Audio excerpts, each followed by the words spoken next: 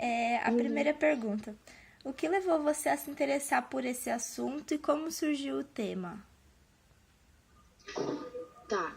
É importante lembrar só que foi em 2015, um pouco antes de explodir várias campanhas sobre violência sexual. Foi um pouquinho antes.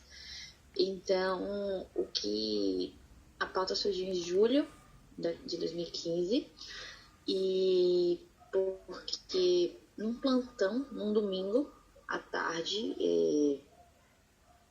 a gente cobriu a história de dois policiais militares que eles renderam um casal tipo jovem, assim, de adolescente, se não me engano. O menino também era adolescente, que a menina estava grávida.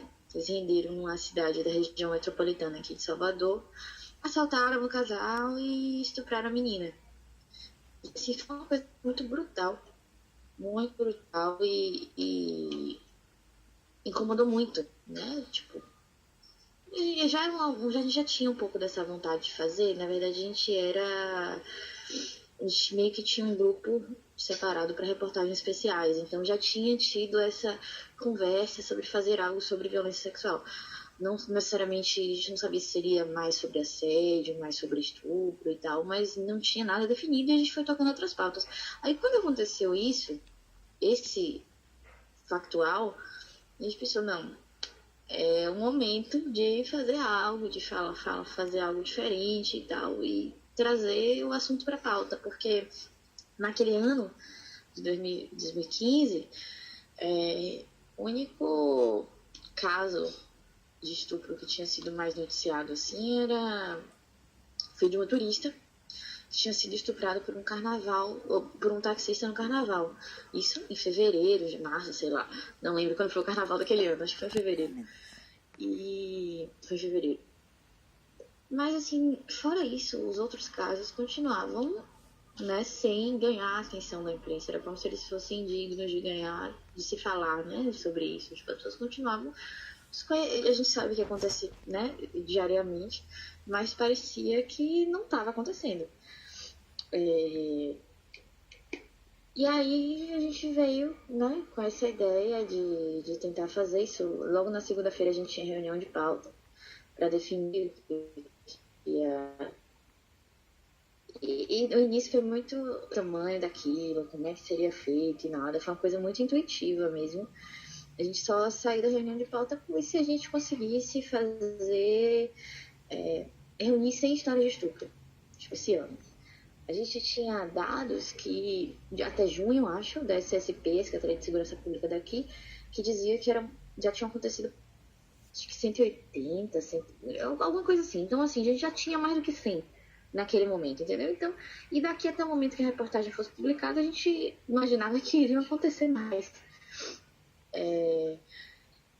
Entre os números oficiais, né? Fora a questão toda dos não denunciados, inclusive porque acho que a maioria das meninas que falam, acho que pelo que eu lembro, a maioria delas não denunciou. Acho que só as duas adolescentes, que elas estão no abrigo e tal. Não, uma das adolescentes, a outra não chegou a denunciar. De 7, né, que a gente ouviu. Então, reforça a tese também de que são a cada 10 estupros, né, tem essa estimativa, só uma é denunciada. Tinha mais alguma coisa na pergunta que eu não respondi? Não, tá tudo bem. A segunda. Pronto. A estrutura multimídia da reportagem ela é bem pensada, principalmente pelas regravações que não podem ser pausadas. Uhum. A ideia partiu já na construção do texto? Não, não, não, não.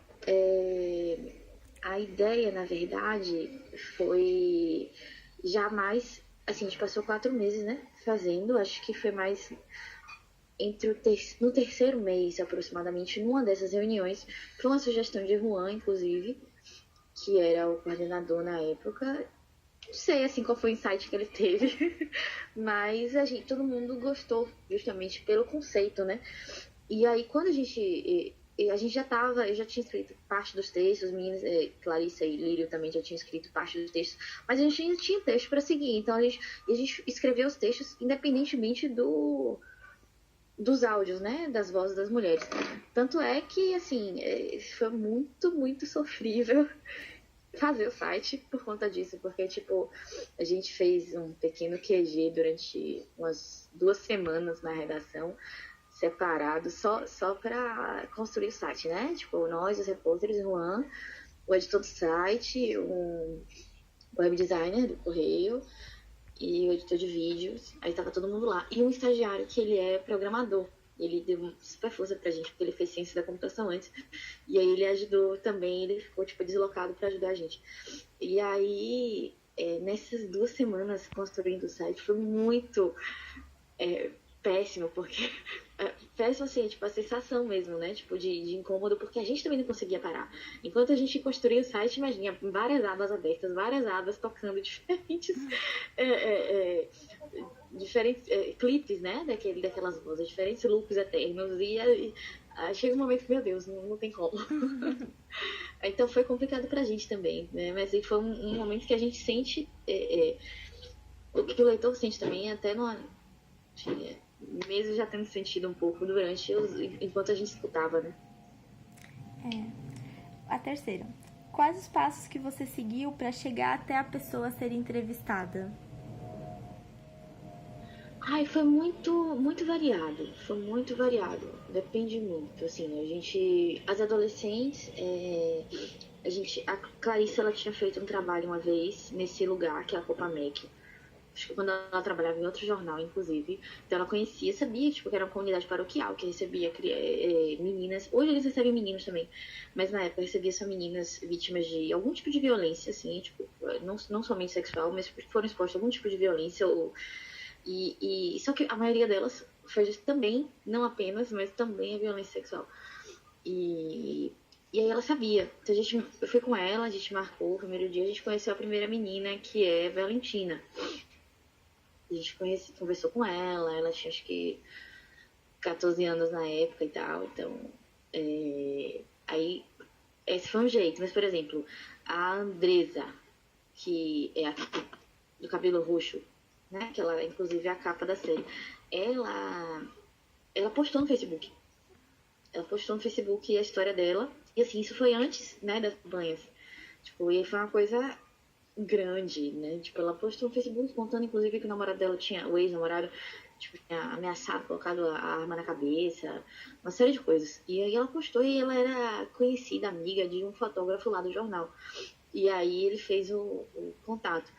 E aí foram vários tipos. A outra adolescente, Malu, inclusive eu reencontrei Malu tem tipo 2 meses, que eu fiz uma matéria para um outro lugar e aí encontrei com ela, acho, 4 anos depois, bem intenso. 4 anos não, 3 anos depois. E aí eu sabia que a Copa Mec tinha uma outra, a partir da primeira visita, que eles tinham uma outra casa, que era somente para meninas com filhos, né? E aí ela conversou com a gente também.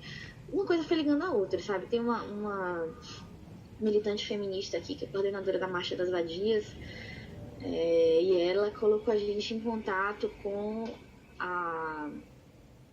Esqueci o nome dela agora. Como é que tá o nome dela na série. Mas enfim, a outra moça que engravida, esqueci, você edita aí. A outra personagem que engravida, senão eu vou falar o nome dela real. E aí colocou a gente em contato com ela, e, enfim. E a Olivia, que é travesti, ela foi através da presidente da associação de... a ex-presidente da Associação de Trans e Travestis de Salvador, atrás. Aí, enfim, cada um foi indicando um, a gente foi chegando. E o mais louco possível foi o caso de Andréa, porque Andréa tava lá na redação. Foi um negócio muito doido. Não sei se Juan chegou a falar isso pra você, porque o Correio tem um programa de treinamento, que é o Correio de Futuro, que trabalha com estudantes e de jornalismo. Eles passam 3 meses fazendo imersão na redação, conhecendo a redação, e depois fazem um produto próprio, né, de cada turma. É um programa de treinamento mesmo.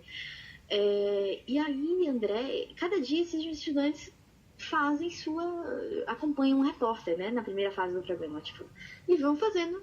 Mas aí, um dia, Andréa acompanhou Alexandre Lírio. Eu tinha saído, inclusive eu sentava de frente pra Lírio nessa época, a gente estava na minha mesa, mas eu tinha saído pra falar por alguma coisa da série, e quando eu voltei, aí, tipo, ele tava, tipo, chocado, falou, Thaís, você não vai acreditar. Porque, tipo, ele falando, né, quando ele começou a falar pra ela, explicar a pauta, né, o que ele tava fazendo, não sei o quê. Aí ele... Mas ela se emocionou, né? E começou a falar, olha, eu vou te contar uma coisa que... E foi uma coisa muito intensa, porque a Andrea é uma pessoa que tava ali no nosso convívio. E ela quis falar, entendeu? Ela quis falar. Tipo, foi uma coisa... E o depoimento dela é muito forte, né? Tipo, é o que tem o vídeo. E a gente... Aquele vídeo ali é surreal, porque a gente pergunta... Você fez uma pergunta pra ela. Você fez uma pergunta pra ela que foi... O vídeo... A gente trouxe ela pra minha casa, inclusive, porque tipo, a gente queria retratar um quarto, né, feminino, mas que não fosse dela, porque a gente achou que seria muito pesado pra ela, né, uma coisa muito dura. A gente trouxe ela, tipo, ela sentou, tava super tranquila, aí na hora tava eu, Lírio e Sora, que é editora de fotografia, que também foi editora de vídeo, Sora Maia, e aí ela, tipo, colocando as coisas assim, André, e como é que foi sua infância? Foi a única pergunta. A única pergunta. E aí ela desatou a falar, passou mais de 2 horas falando, assim, era o momento dela, entendeu? A gente apenas estava ali testemunhando aquilo. Cada uma foi de um jeito. Esqueci de alguém? Não. A próxima.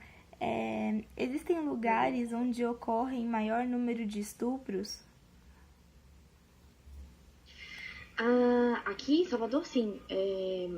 Era o bairro de Tancredo Neves, a região de Tancredo Neves, né? A área integrada de segurança pública. Porque eu não sei se tem esse conceito aí, mas a Secretaria de Segurança Pública daqui divide a cidade em áreas para facilitar, tipo, colocar os batalhões e tal. Aí tem o bairro de Tancredo Neves, e mais outros bairros próximos acoplados. Acho que no total são 20 bairros. Essa era a área integrada que mais tinha casos.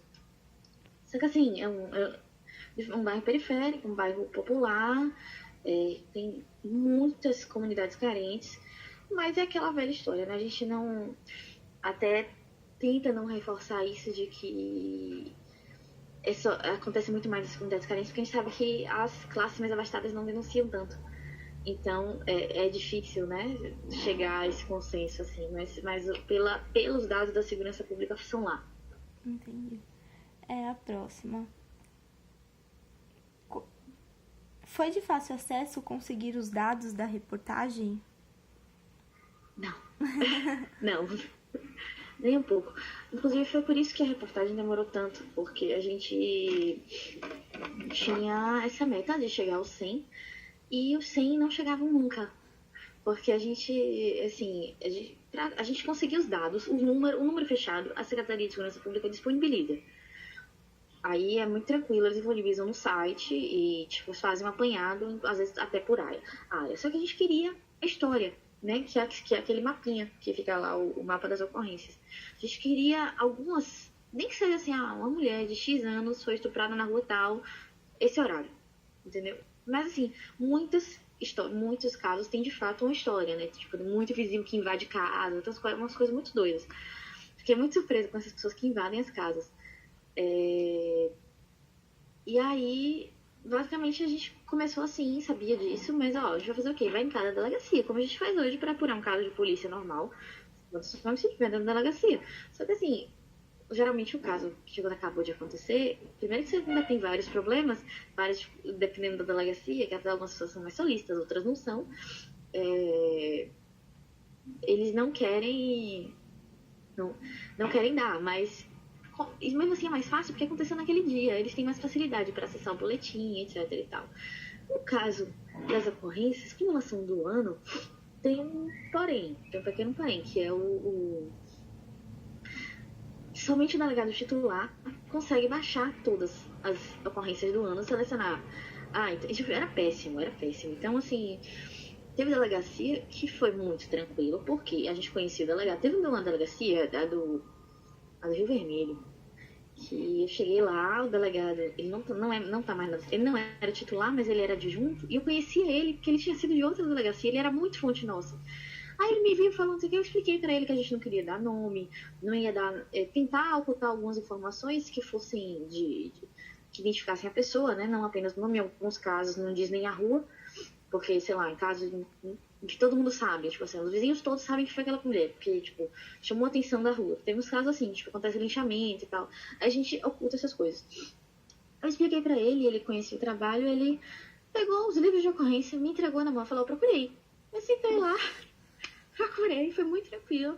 Escrevi, copiei tudo, fui embora, acabou. Isso foi um mar de rosas, mas somente nesse lugar. Entendeu? Assim, foi muito difícil achar, porque assim, no fim das contas, infelizmente, só nessa delegacia só tinha 2 casos, que era a delegacia do Rio Vermelho, justamente uma área nobre. Só tinha 2 casos. Aí, vou embora, vou pra outro lugar. Enfim, aí eram ao todo, acho que 16 delegacias territoriais, fora as especializadas, que são, tipo, a delegacia da mulher, a delegacia da criança, enfim. As 2 delegacias da mulher. E aí tinha, mas assim, tinha delegacia que a gente tinha que ir 3, 4 vezes pra encontrar o delegado não tava, marcava com a gente não ia, marcava com a gente dizia que não podia, e sim, delegacia distante, né? Porque, tipo, às vezes a gente passava, perdia 3 horas da vida indo na delegacia e voltando. Sabe, tipo, por conta da distância, engarrafamento. E aí, nossa jornada é de 6 horas, entendeu? Aí, tipo, imagine isso acontecendo 3, 4 vezes numa mesma delegacia, sendo que pra nada. E aí isso tudo retardou um pouco, especialmente a Dean, uma das Deans daqui. Nossa, foi péssimo. Tipo, a gente dividiu, assim, fez eu vou pra essas, Lírio ia pra essas. Clarissa, ela não foi tanto em delegacia, porque ela tinha outras demandas, mas era basicamente nós 2. E assim, cada um tinha sua rota. Eu consegui. Lírio sofreu muito porque ele ficou com a Dean, as Deans. E a principal Dean da cidade, a maior Dean da cidade, a delegada foi péssima, assim, os atendentes péssimos, sabe? Uma coisa, tipo, de enxotar e a gente já conversava com a assessoria da Polícia Civil, a Polícia Civil explicava, mas, enfim, foi muito, muito complicado. Tinha delegado que não entendia, eles não entendiam. Aí, depois que a assessoria deles explicava, eles aceitavam, mas foi um processo de convencimento que demorou 3 meses pra gente conseguir, entendeu? A gente bateu o 100 em 3 meses. Aí quando bateu o 100, a gente, pô, a gente agora pode começar a pensar o site. Só que aí passou, né? De 100 foi pra 117. Mas aí já foi, os 17 fluíram mais. Então, tipo, eram, por exemplo, delegados que prometiam, aí, tipo, depois do 100 eles deram. Eles não sabiam do 100, mas chegou depois, entendeu? Demorou tanto que acabou passando. A próxima. Quais as primeiras dificuldades que você encontrou ao iniciar a entrevista? Já foi um pouco respondida. Eu acho que o principal é você encontrar o tom, né, de abordar as pessoas, porque tipo, cada mulher, cada uma delas tinha uma experiência completamente diferente. Então, assim, as meninas mesmo, as adolescentes, uma adolescente, a primeira, a Valentina, foi a mais difícil pra mim, acho. Além de Andrea, porque ela passou a entrevista inteira, ela passou tipo uns 40 minutos, talvez mais, com a gente. E ela não falou, sabe? Ela não falava. Ela cortava a história. Tipo, ela interrompia algumas partes. Aí quando a gente foi conversar com a assistente social, foi que eu fui entender e ligar as coisas que ela falava, porque ela interrompia a história, sabe? Então, ela passou um bom tempo sem falar que tinha sido estuprada várias vezes pelo companheiro da tia. E aí, só depois, conversando com a mulher, foi que a gente, não, calma, agora eu entendi. Isso tem ligação com o que ela falou, enfim. Aí foi difícil, mas definir qual seria a abordagem para cada uma delas, sem conhecer, né? Porque a gente não conhecia ninguém. Entendi. A próxima. Qual a reação da entrevistada diante de falar sobre um assunto tão delicado? Algumas se fechavam, né? Como foi o caso delas. Engraçado, essa Malu, a que teve a filha, quando eu entrevistei ela pro Silêncio das Inocentes, ela também não falava, tipo, a palavra estupro, ela não falava. Ela tinha muita dificuldade de entender, de aceitar, na verdade, de entender, assim. Ela sabia, ela entendia, mas ela não queria como é que ela não quisesse admitir pra ela, entendeu? Era um processo dela. Ela não falava, diferentemente da outra, que cortava a história, ela contava a história, mas ela não usava esse tipo de palavras. Aí agora, quando eu encontrei ela, ela fala. Tipo, não, ele me estuprava, entendeu? Anos depois, ela falou. Aí depende muito de cada um. A Andresa, eu não tive no depoimento de Andresa, mas pelo que Lírio falou e pelo que eu vi nas imagens, foi tudo muito um desabafo dela mesmo, né? Tanto é que ela postou no Facebook, né? Isso, tipo, uma coisa... Então, pra ela foi uma coisa mais natural, assim, embora ela tivesse várias questões internas e tal. E a Andréia, que foi uma coisa muito, muito íntima dela, que ela começou a chorar, ela só olhava, ficava olhando pra mão, assim, fazendo uma coisinha com a mão. Enfim, foi um momento dela mesmo, a gente tava ali. Então dependia muito da pessoa e do quanto ela de repente tivesse admitido pra ela mesma, né? Tipo, aconteceu, o que eu faço? Como é que eu vou lidar com isso? Como é que vai ser minha vida daqui pra frente? Essas coisas. A próxima. Você conseguiu entrar em detalhes com a entrevistada e como e onde ocorreu o incidente? Você fala de cada uma? Mais ou menos, não precisa falar de todas. Algumas sim, tipo, a Olivia mesmo, a travesti. Ela fala, sabe, e sim, Olivia foi uma coisa muito, inclusive por telefone. Foi a única entrevista por telefone foi a dela. Porque, eu tinha esquecido desse detalhe, porque ela não tava na Bahia. Ela tinha ido pra Minas Gerais na época fazer uma cirurgia nas mamas, uma cirurgia plástica. E aí ela tava lá. E foi, só assim, ela confiou em mim, sabe? Foi uma coisa que aconteceu. E eu acho que também pelo intermédio da presidente da associação, tipo assim, ó, a gente se conhece e tal. Aí ela começou a falar e conversou. Aí depois. E ela se abriu, ela tem um jeito de falar muito, muito direto, assim, você percebe pela linguagem dela. E ela falou tudo, assim. Depois a gente omitiu alguns lugares, algumas coisas do depoimento dela, porque dizia, tipo assim, quem sabe? Ela foi estuprada possivelmente por policiais que passavam todos os dias à noite no local onde ela estava trabalhando. Enfim, então a gente tirou alguns locais, porque aqui em Salvador todo mundo sabe onde foi. Sabe?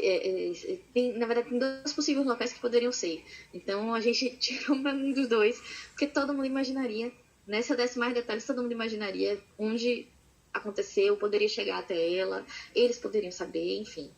E ela tinha muito medo, mas assim, ela falou tudo. E cada coisa como fizeram e tal. Andréia também falou tudo. Andréia falou por 2 horas e meia. Andréia tava escrevendo, sabe, assim, ela tava, tipo, liberando uma coisa que tava guardada há anos. Então ela falou tudo. Mas as meninas, as adolescentes, elas tiveram muito mais dificuldade com isso. Muito mais. A próxima. Por que você acredita que tantos fatos não são denunciados? Com vergonha mesmo. É a conclusão que nós chegamos e que a maioria dos entrevistados falam. É vergonha, a maioria delas se culpa, acha que fez algo para que justificasse aquilo, né, que provocasse aquilo. Em alguns casos elas têm medo, né, tipo, das consequências, tipo, do cara, tipo assim, a justiça sabe que a justiça, a polícia demora, a maioria deles não é condenado. Então, assim, muitas têm medo de denunciar, não dá em nada e elas sofrerem as consequências. E especialmente no caso em que elas são vítimas de autoridade da lei, né? Aí, nesse caso, pior ainda. Quantas pessoas foram entrevistadas sobre esse assunto? Eu tinha esse número na época. Eu posso fazer uma conta mental agora, rapidinho. Ó, porque a gente falou com praticamente todos os delegados. A maioria, eu vou botar assim, são 16 delegacias, mais as territoriais, umas 20. Eu vou chutar que a gente falou com 10, sabe? Porque, assim, alguns não deram entrevista de fato, mas a gente falou com todos. Vou chutar que uns 10 deram entrevista. Então, acho que foram mais, na verdade. Mas aí teve o pessoal do Projeto Viver, que foi a coordenadora Viver, que reúne as vítimas de violência sexual no Instituto Médico Legal daqui. É um projeto público da Secretaria de Segurança. Aí a coordenadora, a advogada, a promotora de mulheres, a promotora da infância, hoje foram 14. Deixa eu lembrar mais, gente. O coordenador do próprio ML, porque a gente foi na sala Lilás, né, que é onde elas fazem o nome de delito. O pessoal lá do abrigo das meninas, a Casa Lá, acho que foram umas 3 fontes de lá.